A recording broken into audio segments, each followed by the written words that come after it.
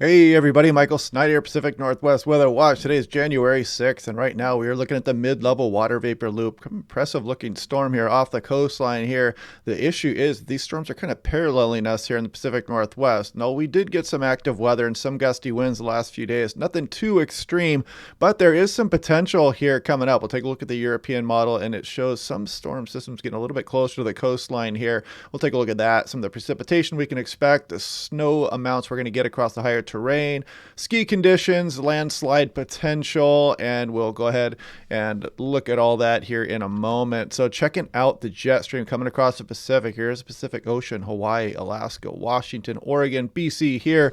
Put it into motion, and you can kind of see the storm track is generally just south of us here and kind of curling off the coastline here of Washington and Oregon as we've been going along. Now, we haven't been getting much precipitation across the region so far in the last several days.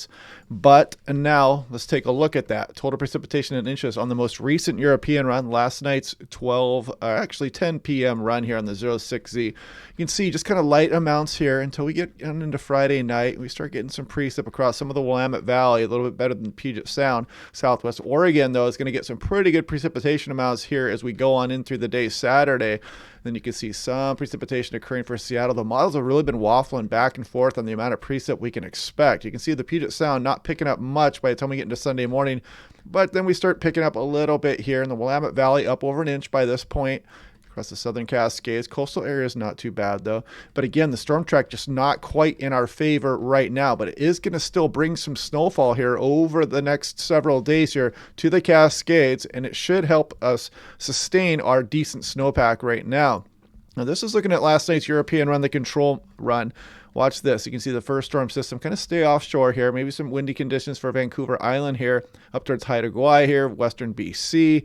And then watch some of these systems keep staying offshore here. But watch this one gets a little bit closer. That's a pretty deep low at 972 millibar low, 978 right here with a pretty tight gradient down the Washington, Oregon coast there and up the Washington coast here. And this will be on into next weekend here. So we'll have to watch this one to see how close it gets to the shoreline. Some of the ensembles are not picking up on this, only a few so far, but that could even bring a period of breezy, gusty conditions for the Puget Sound here as you can continue to see these storms move into California, and this one might move up the coastline here as well, bring us some precipitation into the Pacific Northwest in the form of snowfall for some of the higher terrain. Now, taking a look here, this is wind speed. This is last night's European run. This only goes out 90 hours, just about 4 days here. But you can see most of the action down in California here. But as we go on in through Sunday afternoon, some of the Washington, Oregon coast, Vancouver Island could get some winds here as this system moves by. Then that next system out here could start to impact us here as we go on in through the day Monday. You can see a pretty tightly wound low here. Could be interesting across the region. We'll continue to watch this one as we get closer. Again, that one is on the day Monday shown here. Now, taking a look here, this is total precipitation in inches on the control run. Put this out, and you can kind of see it's Seattle over the next 120 hours, just about an inch. More for the Willamette Valley and the coastal range here down through southwest Oregon here. And we go out about 144 hours. You can see big totals for Brookings down there. You got watch out for some flooding potential down there as well. California getting big rains, but some of the Cascades getting some pretty good shot of precipitation here too. Lesser amounts the further you go east out of the Cascades. Southwest BC, Vancouver Island doing not bad here over the 6-day period. Now, total snow in Kuchera. Let's just let this play through here. And you can see we're going to keep our snowpack going pretty good. This is just the next 4 days, so it's not too bad here. Some of the ski conditions are doing pretty well here across Washington State. And northeast Oregon should get some nice snowfall out of that too. Maybe northeast Washington. British Columbia is going to kind of be a winner here for the higher terrain. Also, some new snow for the Olympics and on through Vancouver Island as well. But now taking a look here at the extended forecast. Here's last night's European run versus last night's GFS run. Put this into motion. You can see these storms spinning off the coastline here, and then on into the day Monday. This is the one I'm kind of watching here. We'll have to see if this trends upward in some of the ensemble runs too over the next day or so for wind speeds across the area here, and maybe brings an uptick into precipitation for places like Puget Sound, southwest BC.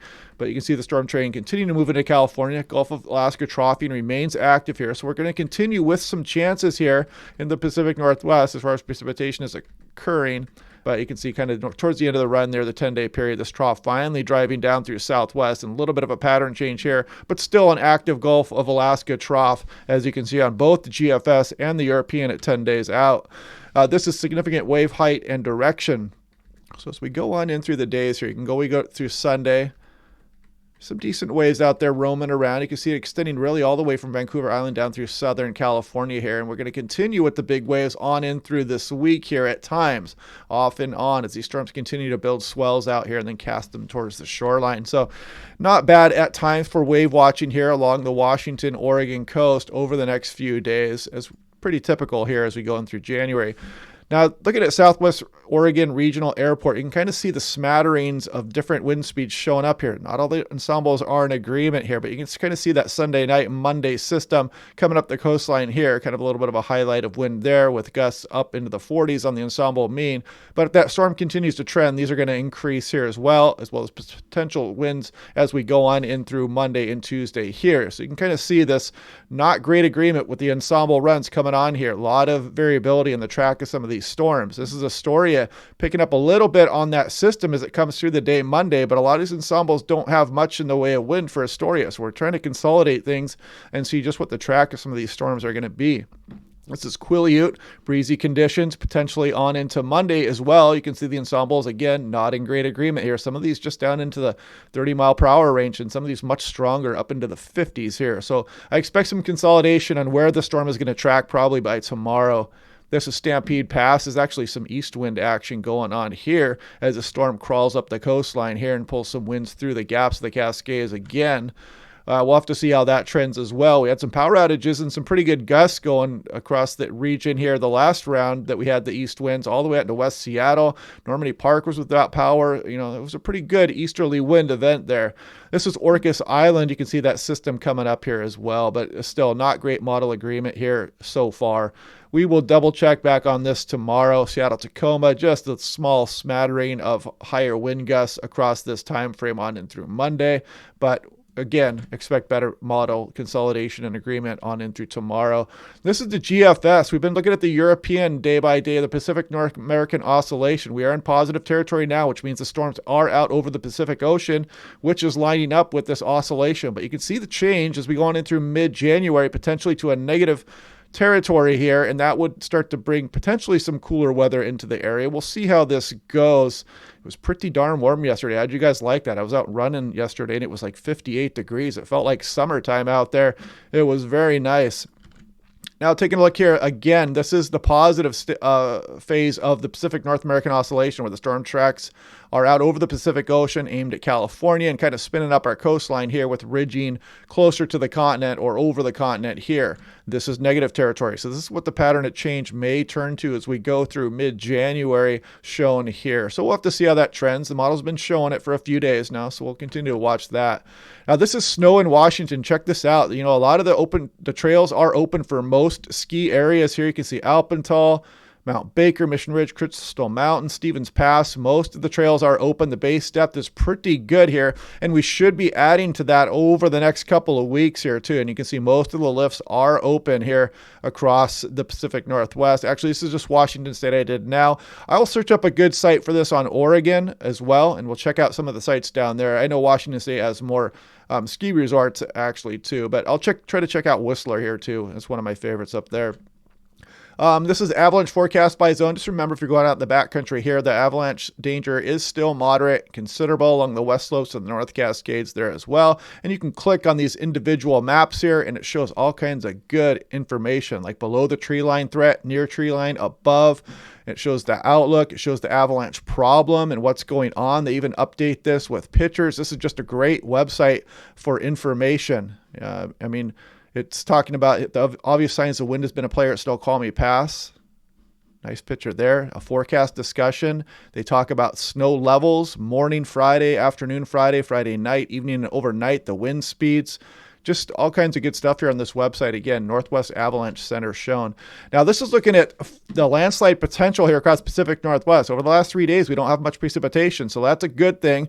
But over the last 15 days, we still have some pretty good amounts. So if we start bringing precipitation back into the region, the landslides start to become a threat again here across the Pacific Northwest.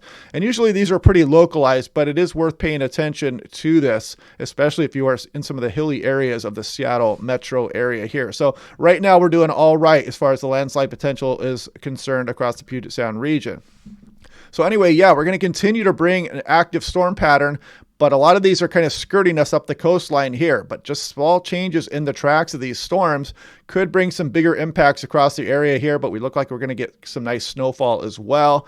And precipitation amounts kind of been waffling back and forth with these storm systems here as we've been trending drier with some of this activity across western Washington, especially Oregon getting a little bit better. Some of the higher terrain at BC doing a little bit better as well. But anyway, yeah, pretty active time here as we've been dealing with some storms across California. That's what all the media has been kind of concentrating on here. A little bit of a lull here across Pacific Northwest, but we'll continue to watch things day by day. Things can change quickly here, and we look to remain active across the Gulf of Alaska here, and maybe a pattern change coming here in mid-January. So anyway, thanks to all my new members, my new subscribers.